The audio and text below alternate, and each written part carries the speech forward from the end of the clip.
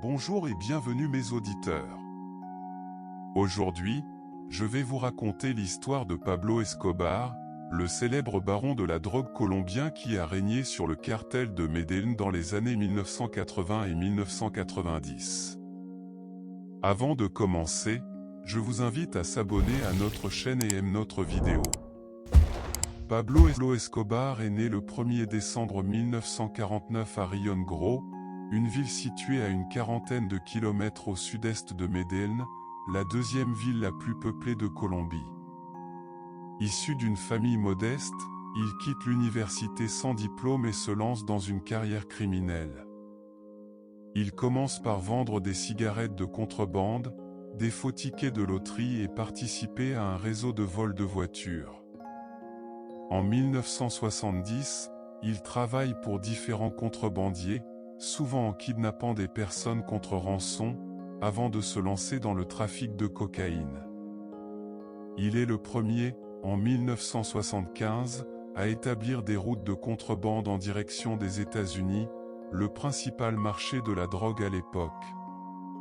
Il fonde le cartel de Medellín, qui distribue de la cocaïne en poudre, et établit les premières routes d'approvisionnement depuis le Pérou, la Bolivie et l'Équateur, en passant par la Colombie.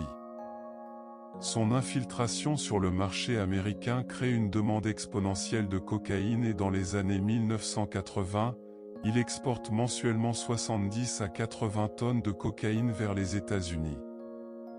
Grâce à son empire criminel, il devient l'un des hommes les plus riches du monde, avec une fortune estimée à 30 milliards de dollars américains au début des années 1990. Il est souvent surnommé « le roi de la cocaïne », le parrain ou le patron. Mais il doit aussi affronter la concurrence d'autres cartels, notamment celui de Cali, ainsi que la répression des autorités colombiennes et américaines, qui cherchent à l'arrêter. Escobar n'hésite pas à recourir à la violence pour protéger ses intérêts et intimider ses ennemis. Il est responsable de nombreux assassinats, attentats, massacres et enlèvements, qui font de la Colombie le pays le plus violent du monde. Il s'attaque aussi aux hommes politiques, aux juges, aux journalistes et aux policiers qui s'opposent à lui. Il tente même de se faire élire au Parlement colombien en 1982, mais sa candidature est rejetée.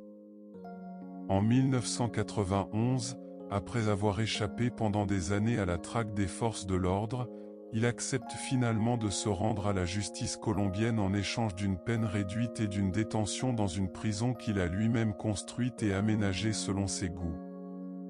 Il s'agit de la cathédrale, une véritable forteresse luxueuse située sur une colline près de Medellín.